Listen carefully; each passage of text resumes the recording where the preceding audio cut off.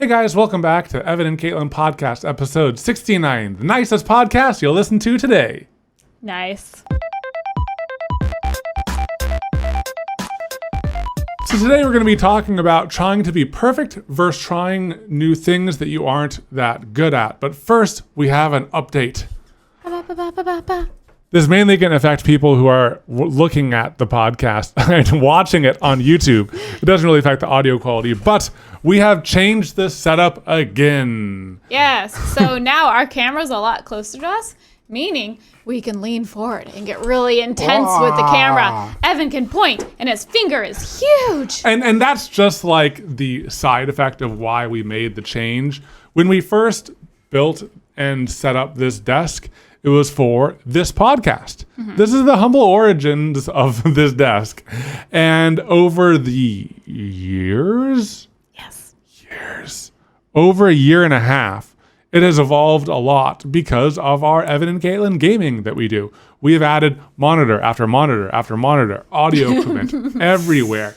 And now that Katelyn and I are both playing almost every single stream, we'll often have to move keyboards back and forth, or both of our screens will be over there and we're looking at it weird. And it's just not good ergonomically. And for something that we do 2 to 3 days a week for 2 to 4 hours, it's just not good to have bad ergonomics for that long. So we now have 2 keyboards, one here, one there, and the third for this. Anyways. I'm just gonna stop you when you say one here, one there, and no one can even see what, even if they're watching, they can't see what you're referencing. Anyways, everything is square now. We're facing straight forward to see our screens instead of looking off to the sides. It's gonna be nice. Great though. But the side effect of that is because our screens are right in front of us, we used to have the camera on the other side of the room. Obviously our faces would be blocked with the screens right in front of us. So now the camera is right between the screens. What's really funny is I think that there was a stream or a podcast or something where I said, I'm done messing with things. And that was 5 iterations of this desk ago. We've added the cat cam. Anyways, I've just given up ever saying I'm not going to change anything anymore. And if you hear him say it, don't trust it. Don't trust it, because I'm going to change things in the future. We're going to keep on trying to, keep this setup as good for us and as great for you as possible. But moving on to the main topic, trying to be perfect versus trying new things you're not good at. Hey, that actually is a great segue, because when we set up this desk, we didn't set out to make it perfect. Yeah. We just started and we figured things out as we went. And I think that's one way to do things. But for our videos, it's hard for us to keep on doing the same thing over and over and over again and iterating a bajillion times like we have with this desk, because that doesn't make the most interesting video. Just like this desk, we made the very first video where we showed it set up, and it looks nothing like that anymore. But we couldn't have made a video every single time we made a single change. No. And at the same time, when do you make the update video? Because it's always going to change. I don't know. So updates are one thing, updates you do over time, but another way to look at it that is applicable to what we do, but also could be applicable to what you do, is within one project, when do you call it good enough, and when do you give in to your perfectionism? Well, I think that goes back to your vision when you first started. Did you have the vision of, I am going to start doing clay sculptures and I'm going to practice that until I'm a master? And in that case, you just do one, then you do another, then you do another, and you just keep on making each one the best that you can and then starting over and trying again. Mm-hmm. If it's just to have fun, then stop when right before you've reached peak happiness. I know, there's right different. Before you've reached peak happiness. Yeah. Because that's the thing. It's when you're eating a meal. That's a little different than working on a project. That'd be if I was I'm 90% done, time to stop. Oh, okay. Well, that's per project. I'm thinking if you're working on a whole bunch of paintings and you're enjoying the first one and the second one and the third one, if you go too far, then you've just worn yourself out and you might not be working the best that you can, and you're I don't enjoy this anymore. Whereas if you stop early enough and you're not overly fatigued and worn out, then you still want to paint again in the future. Whereas like if every time you work on something, you like wear yourself out, you'll slowly start to sour on that, I think. Yeah, I could see that. It is that is comparable to the food example of like pizza's great, but if you have pizza every night, you're not gonna be liking it. Or even within one meal. Like there is a point at which you've eaten more pizza and then you think back on all the pizza you've eaten and you kind of regret it. Yeah. Although that's rare. Pizza is like a rare exception to that. But in terms of like us personally, we are a strange example to look at just because we make content for a living and the projects that we do are just an excuse to make a video in some ways, but also the two of us are artists. So we can also be a little perfectionistic about how our projects turn out. Yeah, and I'll say thankfully and luckily most of the projects that we do, I am very happy with the results of. Yeah, I'm usually pretty pleased. But I think one reason we are thinking about this is, there's a few like current reasons, but one of them is the video we put out most recently, the Opal Pop Sockets. Yeah. One thing that we talked about in our Patreon after show, but we've continued to think about it is like we were just really tempted to keep going. And there's so many more things we would have tried, but we held ourselves back because we thought that it wouldn't make for as good of a video. Yeah, because even 3 iterations, Katelyn had to cut a lot out. So much out.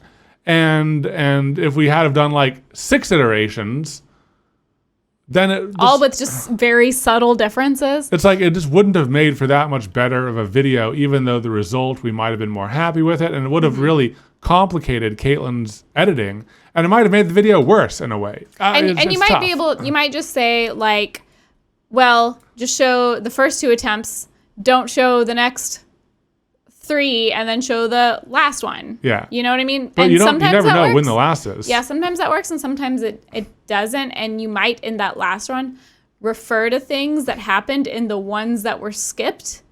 Or you might be filming one of them and like a hilarious moment happens and you don't want to cut it because it was a really hilarious moment. Or like you ruin something, or like, so you can't guarantee you can cut stuff, and I guess like you can fill in the blanks with like VO and stuff like that, but just like time lapse the whole thing and add VO or something. Yeah, but then if you get to that point where you're just time lapsing the whole thing, is that it's not our content. It's not our style, content. Not that it's bad, but it's not like our style. Yeah, we have so little of our videos is without us talking. You know what I mean? So little of it is just only B-roll or only time lapse with no audio, so we can't do that too much. Yeah, and I think that like how it might relate to other people is, I think for us, not being good at something often holds us back from trying. Now us less than most people, because like sometimes us trying something and failing leads to good content. But like at the end of the video, we need some sort of a win.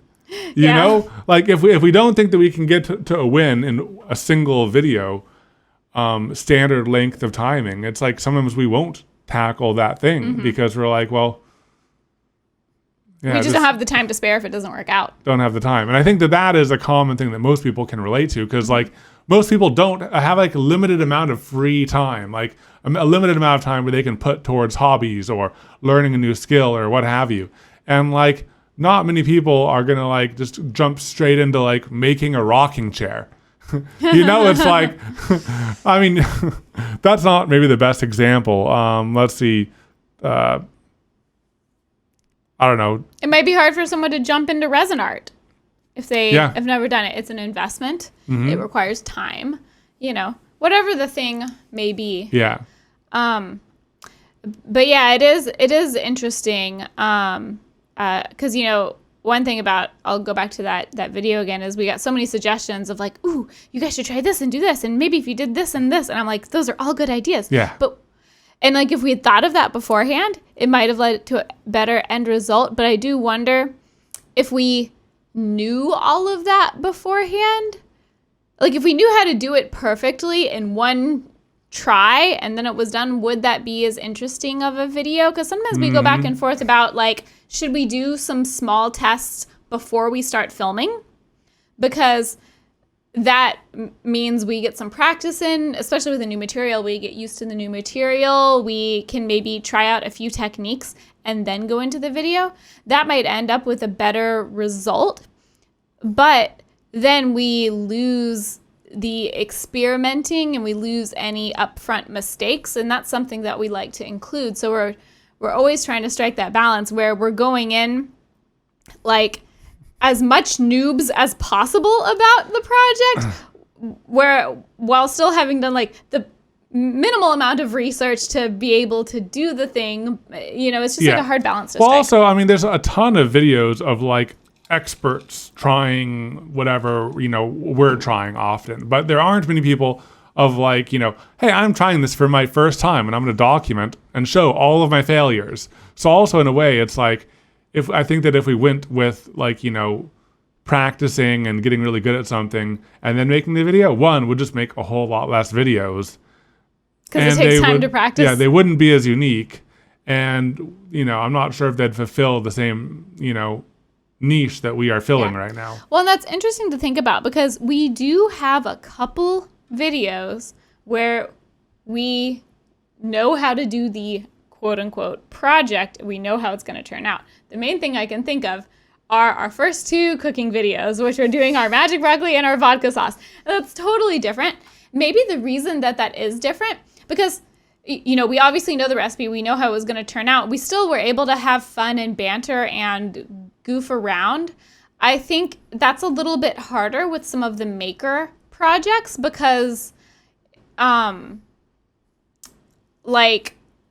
most of the fun and banter in the maker projects comes from the experimental parts, because the other parts, like cutting wood and measuring and things like that, you can't really have those interactions during those times. Yeah, we often montage through that because it is harder to like extract good content. Like, I don't want to we're trying to make sure we cut things right. I don't want to like say, all right, now I'm going to cut this. Now I'm going to drill this. And the reason why is, well, you can see. Like, I don't need to say it because you can visually see it. Yeah, but also we just can't like distract each other during those times. We have to safety is something we have to keep in mind and things like that. So if we cut out the experimental parts, it is fun.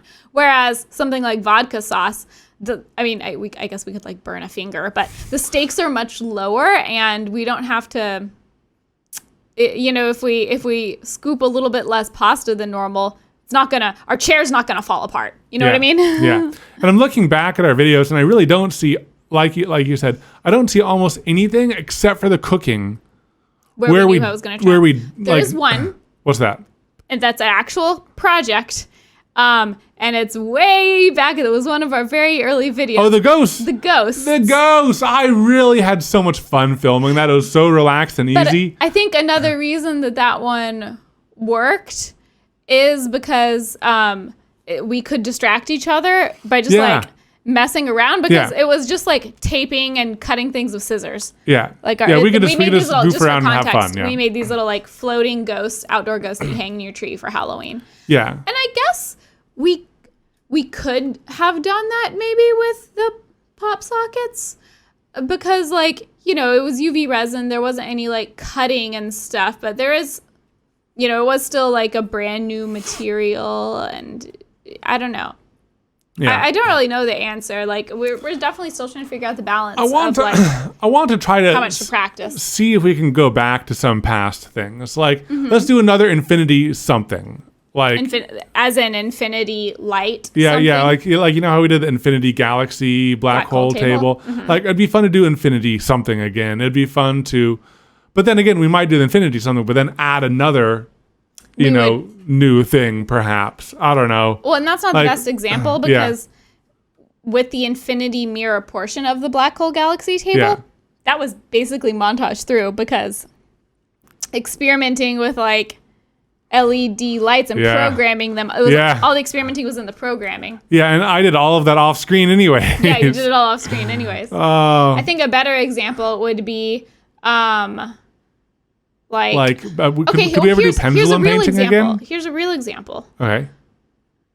But I forgot what was the second thing we did this on. Hold on, I need to scroll. So for our DIY rainbow bench, we tried rainbow staining wood for the first time. Yeah. And then in the tensegrity table, we used that same rainbow stain on the wood. Now, we had already learned that we couldn't make a whole video about it again. Yeah. We couldn't just do another.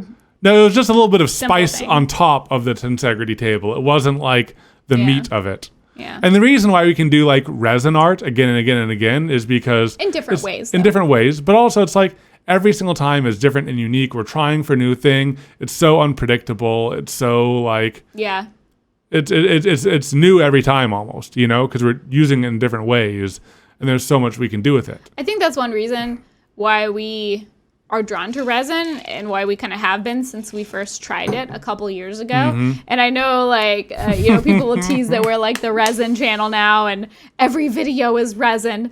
Which they're not. By the way, not every video. We purposely do some videos that don't have resin just so we I'd say like a third or less.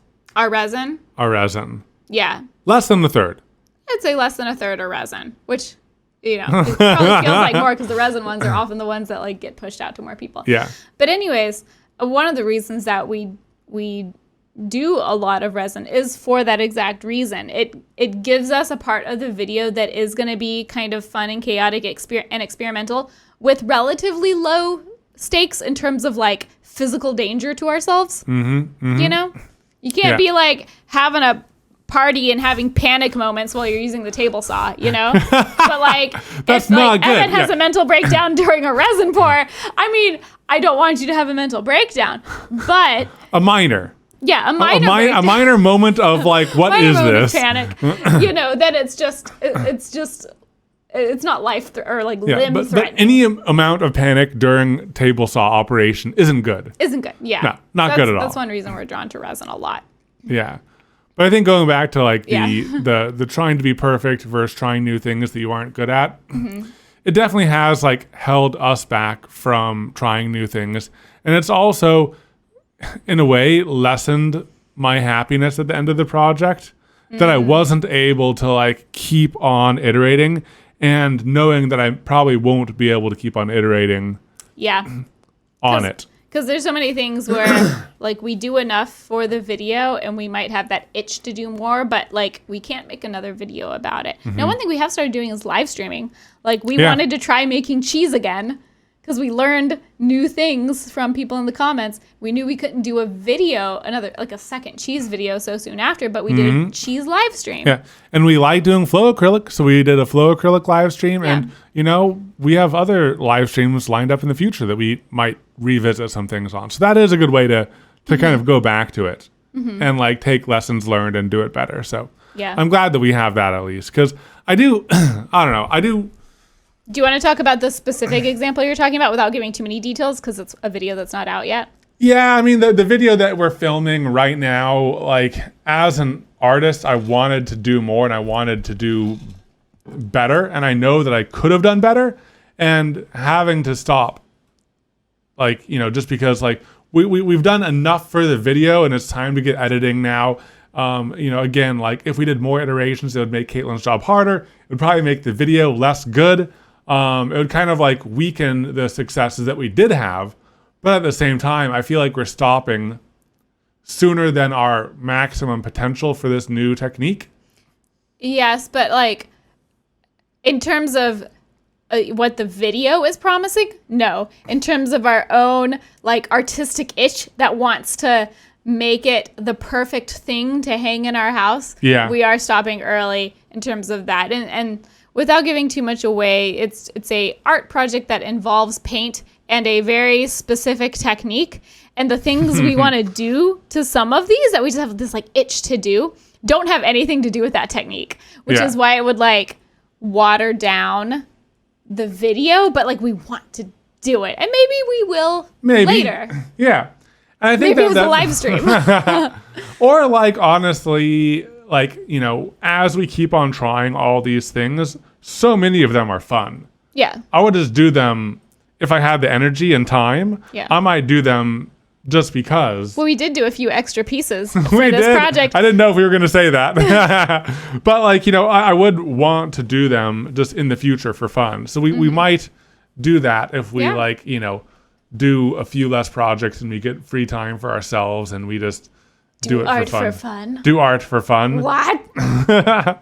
Yeah. And like, we are having fun with all the things that we do, but Well, I think it's a good sign when, we do something for a video and then we finish filming the video and we're not going to film anymore. And we're like, you want to do a couple more just cause? Before we it's break things down. It's a good sign. I feel like that's a good sign. That like, we've continued to develop our channel in a direction where we like what we're doing. Mm-hmm. That's a very good sign. Yeah. Yeah. But like looking backwards, so it's like, I know we mentioned the upcoming project. I wish we could have done more. We mentioned the pop sockets. What about other projects? Are there any other projects thinking backwards that you might have wanted to iterate more or try more things with? I can pull up our channel. I have a few. Okay, you can say yours first. For me, I think that the painting with the air cannon, I wish we could have denim jacket painting with the air cannon? painting with the air cannon. I feel like we could have maybe done more there. Learn from the colors that we used. Maybe done like layering or something like that.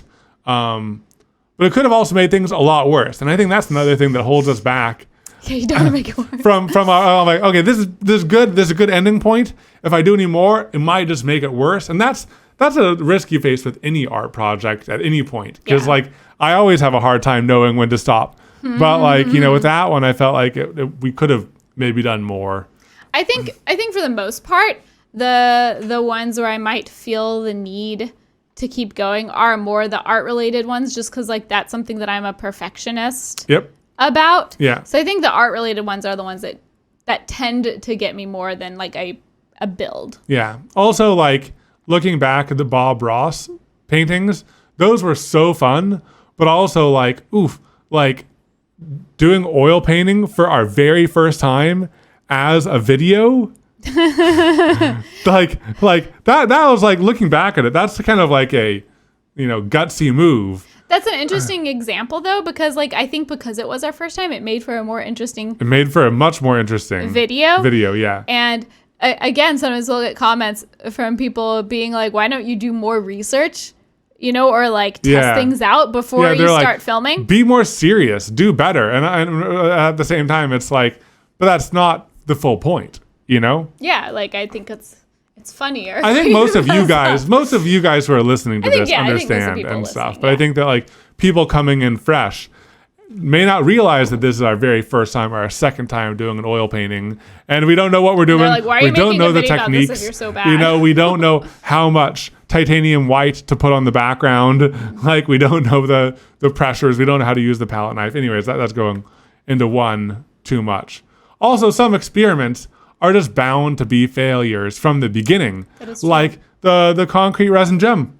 Yes. Sorry, I keep stopping you to give background, but especially on these older videos, I just feel like I need to give context if we're going to talk about it. We tried to mix concrete and resin, and it didn't work. Yeah, it doesn't work at all. It doesn't work at all. So much failure in that video. In the end, we made some decent-ish pieces, but okay, none of them were that great, but we learned lessons. Yeah. We learned lessons. And I think that's another video where if we had have let our fear of failure influence us too much, we just never would have done it. And we're okay, we'll just experiment and see what happens. And well, it wasn't the best. But I think that in the future, looking at all of those and, how we think about them and looking backwards, I think that I'm glad that we tried all of them. I'm still very happy with the videos we made, but I do like that we now have live streaming as a way to explore and do things again. Yeah. Because it was something that always bothered me to a certain degree. Yeah. And I know that there's a lot of channels, and we've done it to a small extent, where they'll revisit things that they've done before. We always feel the need that if we're revisiting it, or if we're revisiting something, we're adding drastically different factors to the video. So But that wasn't always the case. Think about a Resin or a Geode, the Geode series, the 3 Geode videos. no, but that is the case because the very first in the series was just us doing our very first small scale experiments with resin. That was its own video. The second was doing resin. The first resin. That was the first resin. Oh, wow. The second video in that series was doing the geode, the flat geode slices, and the third one we built a whole table out of it using a cookie, a wood cookie slab. Maybe that's something that we do again though. But that only works if each part is big enough to be its own video. That's what I'm thinking. In the future, maybe what we do is we for the Opal pop socket, maybe we could have done one where we just messed with Opal and came up with different ways to do Opal. And then second video was applying Opal to the Opal pop socket. But now that we're experts. But hear me out. Yeah. That second video would be super boring. That second video would be super boring. If it was just okay, guys, as you saw in our last video, we learned how to make Opal. Now we apply it to this tiny circle. Done. You know what I mean? So okay, that's not the best example because the Opal pop socket was big projects. The Opal pop socket. The whole thing was figuring out the Opal-ish look. The pop socket was just an excuse to, do it. Yeah, do it. Yeah, it was just the object that we were applying the Opal to. So I don't really have any good examples. I think examples have to be bigger examples. So I could probably, if I'm going through our projects, so some of our bigger room makeovers, we could have broken those into multiple things. So we did a guest room makeover, and as part of that makeover, we built an entire desk. Technically, we probably could have made a whole video out of the desk. But we made a really simple desk so that we could fit it into that video. If we had made a very complex desk, we could have broken it out. But then we would be making a very complex desk. And we didn't have time to do that. It's a conundrum. Yeah. It is interesting though. How do you think all of this having to do videos, not having the time to fully do research, not wanting to fully do research, and not being able to continue as far as you want in some cases, how do you think that has affected your levels of perfectionism as a person? That's tough. Because outside of YouTube and making and all of that, before we did this, I didn't have much perfectionism because I didn't finish many things. I'm trying to unfinished art. Yeah, I'm trying to figure out how to say that. But there were some art that art projects that I got really drawn into and I really would finish. But oftentimes I just didn't have enough time to put in the amount of effort that we're putting in right now. And in general, we are doing so much more and putting in so much more time, and I really appreciate that.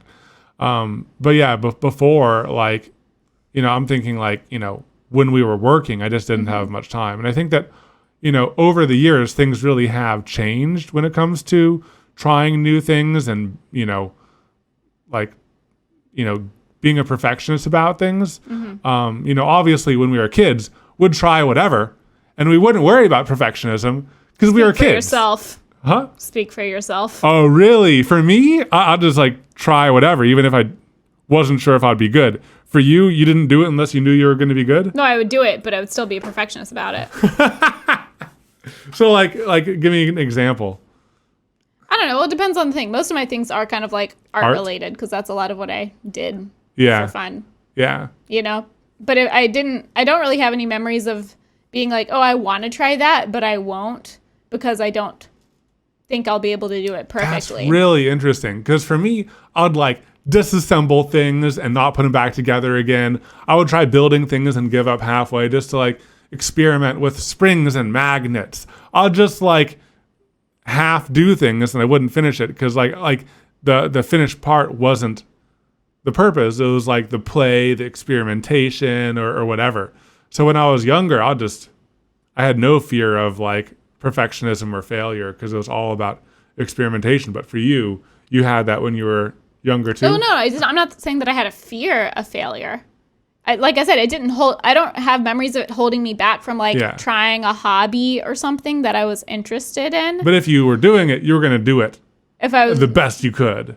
Yeah. And finish it and stuff. If it was something, Not for everything, only for stuff where I felt like it mattered. Like, like if I was really trying on some art. But I also, like my brother and I would just do like request drawings. Yeah. And those were like derpy little doodles, and that was the point of them. Yeah. But I do remember having perfectionistic tendencies about things that I really cared about. Yeah. Even when I was pretty young. I think for me in college, my like free time got a lot more restricted, and especially after college, free time was even more restricted. And I think the lack of time is what made like everything that I did feel more like precious, like that it had to be worth it. That like if I wasn't doing it well, was I wasting my time? Yeah. I think that's when it like switched for me. Yeah, I feel that. Like up until high school, I would just like You just have time to kill, like at your parents' house. Yeah, have time to kill. I'd like do bad photoshopping. I'd like do bad photography. I'll just do things even though I didn't really have the highest hopes that they would turn out well, just because I was curious. Yeah. But I think that started being restricted as soon as I entered college. Same. And it really started opening up again when we started making videos. And the whole point was trying things, even if there was going to be some failure. Yeah. I think one change that all of this, like having the channel, has had on me is I've just transferred my perfectionism. So it's not about the project anymore. I put all that perfectionist energy towards my edit. Yeah, and that's why Katelyn edits all of our videos, because I would give up most of the way through. You wouldn't give up. You would just... I'd be okay with less... I'd be okay with less perfection. Yeah. Yeah. It's so funny because like we'll review one of my edits. And I'm like, that's great. I have like 40 notes, like things to change. And I'm like, did you see anything you think I should change? And Evan's like, nope. I loved it. Yeah, that's so true. But yeah, but I think because I've transferred it to the edits, I think I actually get less of that itch to like do another round or do one more iteration for the project because like I'm like in my head I'm like, well, this is the perfect amount for the edit. Like we have our beginning, middle, end. It's good even if I am only like 80% happy with the end result. I think that's really interesting too, because like when like in terms of like responsibilities of Evan and Katelyn, like as the business, one of my things that like I kind of lead is like prepping the project, researching the project, ordering all the supplies, figuring out the design, figuring out like the logistics and all of that. So I'm more tied in terms of the success to the outcome of the project itself. Whereas you are like you said, the success is about the edit. Yeah, that is interesting. Speaking of perfectionism and half-formed ideas, it's time for a game. It's been a long time since we played a game. Do we have music? I think so. We'll play it now. I forgot how long it is. It's been a long time since we did a game. It's been a long time since we played a game. And this is a game that I thought of partway, and I'm going to explain it to you, and we're going to figure it out together live. Great. So it's something that Katelyn and I do all the time, so it should be very easily. Okay. Katelyn and I have like 5 songs that we make up songs to all the time. Oh, like 5 tunes that we make up songs to? Let's get down to business. I think we have more than 5. Whole bunch of like Christmas songs. Yeah. So like, what are some of the songs that like come to mind that we like make up tunes to? I don't know. All I can think of now is let's get down to business. So what I'm going to do is I'm going to do request songs. Okay. Oh God, I'm nervous. Because like we do this all the time. It's always impromptu, and it has to be impromptu to be as good bad as we want. Okay. So I'm going to do the first request song to Katelyn. Let's get down to business, but make it about food. Can you give me a specific food? Pasta. All right. Whenever you're ready, but it has to be within 10 seconds. Okay. Let's go make some pasta. 'Cause we're out of buns. Did they send me noodles when I asked? Nothing rhymes with puns. It's so hard to come up with rhymes on the spot. See, for me, this is another perfectionist thing. Let me do the same thing. Everyone just not rhyme. I just wouldn't rhyme, and I like extend the song and make it wrong, and it bothers Katelyn, and it's great. Okay. Did they pick up with, did they send me noodles? What? This will be a collaborative thing. No, I'm gonna start again, completely fresh, about pasta. Okay. Is this good content? Let's get down to dinner to defeat my hunger. Did they send me noodles when I asked for ramen? This is the saddest song you've ever heard, and I don't apologize at all. That's it. You gotta get back to noodles or pasta. Okay. But this is something that we do. I'll make carbonara out of you. Good job. Good job. Okay. Do you have a request song for me? Okay. So I didn't prepare all the like tunes that I know you'll know really well, but I know Disney ones you got. So let's do I Can Show You the World. Yeah. That's a good one. That's a great one. And my topic is sorry, I didn't prepare. Cats. I thought about saying cats. But a lot of our songs are about Jube, so I don't want it to be Jube centric because you already know a lot of rhymes. I can show you her paws. Little cute toe beans. I mean, I can just keep on going. Keep going. No, just keep going. You said no cats. No, I said no. I didn't want it to be like Jube specific because we already do a lot of Jube ones. But that's so good. Just go for it. No, it's already like once the song ends for me. You can't continue. No. So your song is 2 lines. Yeah. Does that count? The best 2 lines that have been sung on this podcast. Okay, so does that mean it's your turn to give me one? No, you can give. I'll give you a redo, but I can still do that song. I can show you the world, but make it about. Make it about. Katelyn's looking around our room right now, scrambling for like something to sing about. Well, yeah. Well, I want to pick. I can come up with so many things. Well, yeah, but you pre-thought about this. No, I didn't at all. I'm coming into it like at this point we're equal. Okay. What do you want to do? I can show what's you the topic? The resin. Shining, shimmering goop. What's that on the floor? Is that resin or is it some poop? A whole new craft. Tons of projects for me and you. 'Cause when we're in the shop, the resin might drop. And then we get more resin on the floor. We get more resin on the floor. Oh, I like the duet. Yeah, if you the rules are, if you feel inspired, jump in. Okay, yeah. Just go ahead and jump in. Because that's often what happens. That's pretty real life for us. That's pretty real life. Okay. So now you want to give me a tune and a topic? Disney ones are pretty good, but I feel like we've done like a couple Disneys. Disneys. Let's do a Christmas. Okay. What's our frequent Christmas songs that we do? I mean, a lot of them like Jingle Bells or I don't know. Jingle Bells it is. Jingle Bells, but make it about LEDs. RGB LEDs.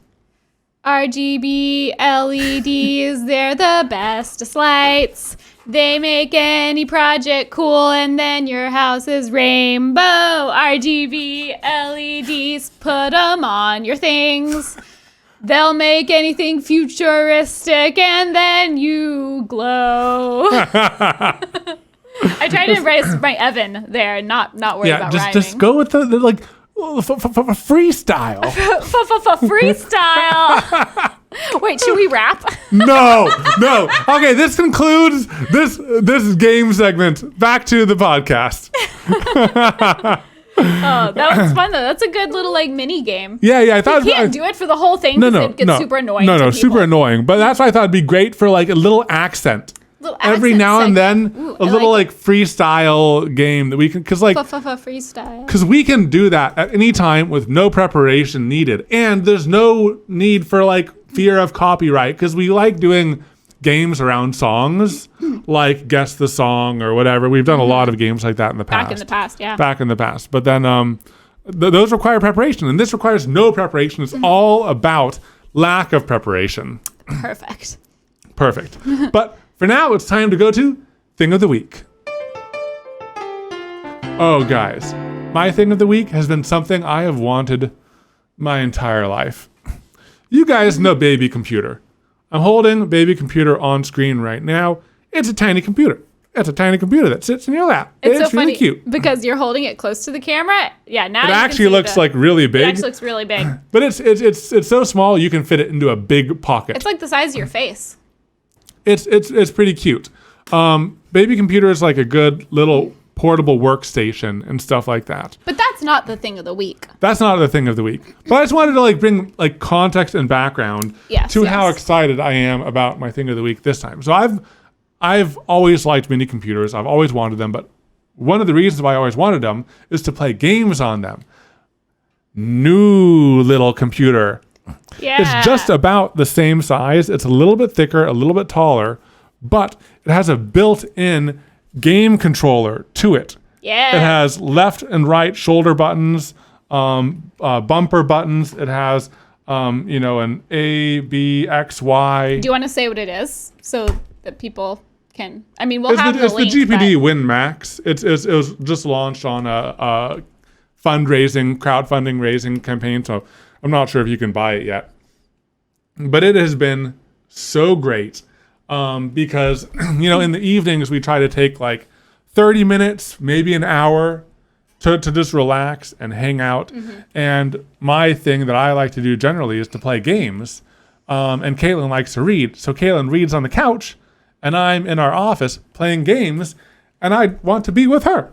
Yeah. I want to be with her and the Joob. Me and Joob are having a snuggle party. Yeah, and I'm just in here like in the dark in the computer room, and that's not as fun. So now I can take my gaming with me. This has really impressed me.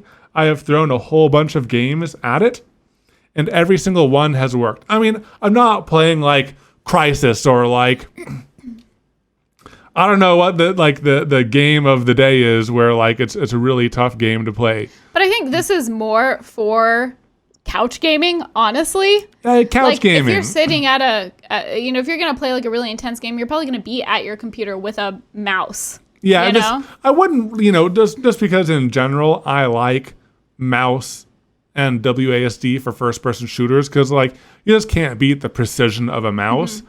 But there are so many great games that are perfect for this. Like Stardew Valley, would be amazing for this. It's like chill games. Yeah, chill games. I just recently started playing Bastion, which is like a perfect game to play on here. There's a whole bunch of games that I've downloaded and started playing on here, and they're really fun. And you can also download emulators and play them if you do it legally and all of that. That's all I'll say about that.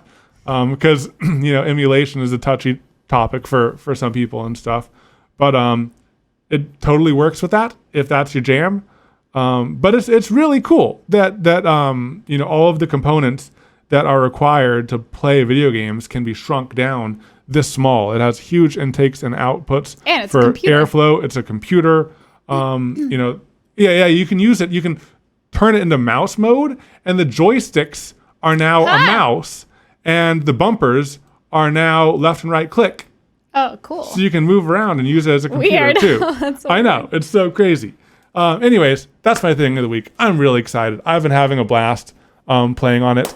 And I just wanted to share that excitement with you guys. Now you have two baby computers. Two baby computers. My gosh, I'm gonna have to come rich in baby computers. I'm going to have to come up with different names for them.